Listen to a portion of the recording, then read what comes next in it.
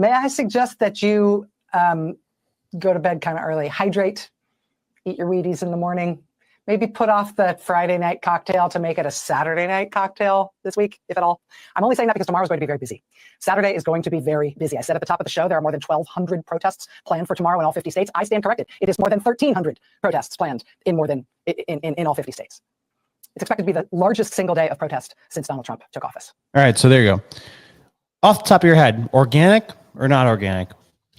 Because my instinct is always that there's never a single organic revolution. There's never a single organic terrorist attack. There's not a single organic protest for the most part, especially when you see stuff like this where it's like highly coordinated looking. And like, so this thing comes out in January, this thing called 50-51, 50 protests, 50 states, one movement. Join us in the fight to uphold the Constitution and end executive overreach.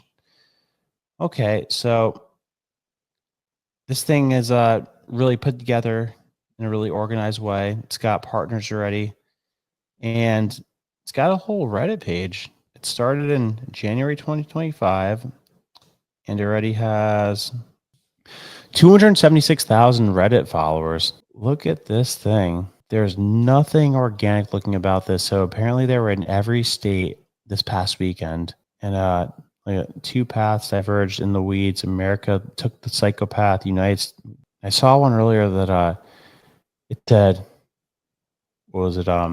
Bring back 1789, like bring back the French Revolution. And they had like guillotines and stuff. Oh, great. Just in Grand Central Station. Look at this. So they're saying this thing was grassroots that came out of nowhere, that was all done through crowdfunding, but big time believe that there's like organized money behind this. Because what's this? What is this? In the world that unity and coordination are not just possible, they are inevitable. For weeks you have planned. Today, on April 5th, 2025, you have made your stance clear. You will not remain silent while your government crushes your freedom. You will no longer accept the corruption and decay that have taken hold of your nation. Let it be known, members of Anonymous stood beside you today. We witnessed your resolve firsthand. And you must understand this. You have more power than they want you to believe. Real quick, what do you think ever happened to Anonymous? That's an interesting thing to talk about, because, was it like the CIA? Was it a group of ideological people? Because a lot of people did things and said that they were part of Anonymous, but didn't Anonymous like do a bunch of super sophisticated hacks that like nobody should be able to do? Like they got into like to banks and stuff. I don't know. That was a weird thing that kind of like got national attention and then like went away overnight.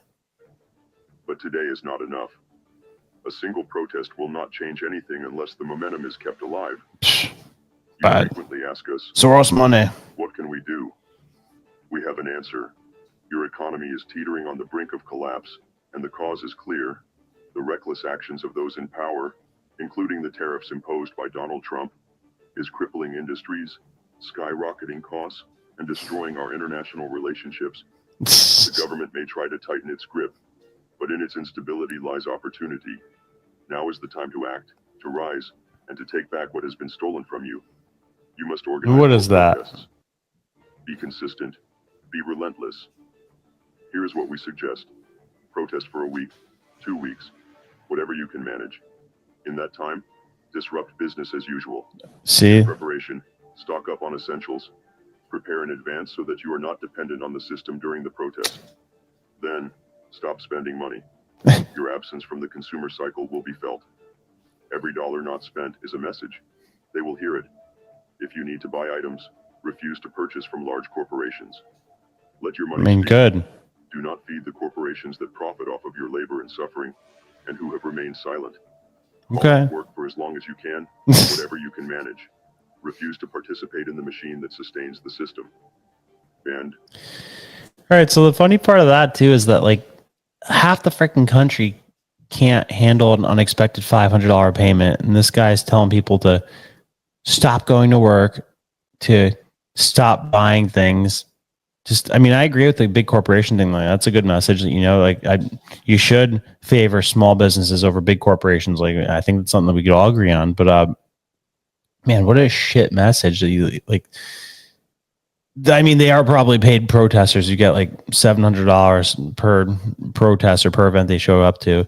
Because, like I've seen these things, like when we were in DC and we saw them show up to Elon's house, like they showed up in a van together and all had signs that looked identical. And you couldn't even speak to them. Like you go up to them, try to speak to them, they're just like screaming in your face. So these aren't real people that are out there protesting because they want to protest. They're getting paid to do it. Most importantly, support one another during the protest. If you have the means, help those around you who might struggle to sustain the protest. Your collective strength is your greatest weapon.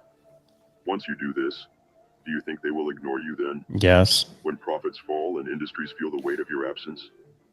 When those in power realize you will no longer comply with the system they create? All right, so let's see how many views this thing got. 13,000 upvotes. What's the most popular thing on here? This picture. Trump said his tariffs were here to stay and would never change. Wind blew and changed his mind. Blah, blah, blah, blah, blah.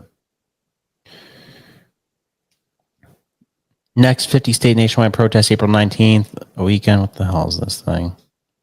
I'm going to have to go to one of these things and try to talk to people and see what the type of person that goes to one of these things looks like and sounds like Boston, and what they think. Now, as we check back in on one of our top stories, anti-Trump protests taking place across the country today after a tumultuous week, to say the least, on Wall Street and the economy. We want to point out, just a few minutes ago, we did show you a protest.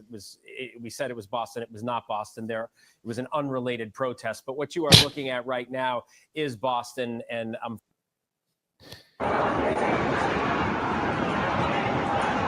That's not that much.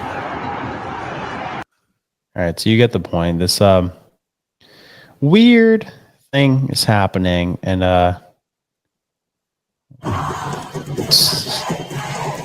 wow, this is 13 hours ago. Protesters shut down New York's Grand Central Station, demanding an end to Gaza genocide. I don't think New York's going to be a place that looks too fondly onto that.